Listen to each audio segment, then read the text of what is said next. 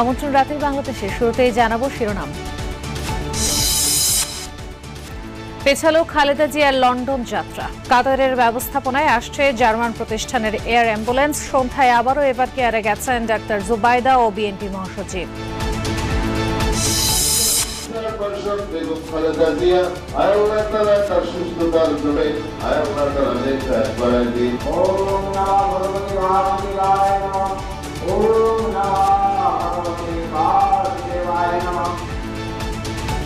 বাদ জুমা দেশ জুড়ে খালেদা জিয়ার রোগ মুক্তির জন্য দোয়া প্রার্থনা। ফ্যাসিবাদী আমলে চিকিৎসার অভাবেই তিনি অসুস্থ হন, বললেন মির্জা ফখরুল।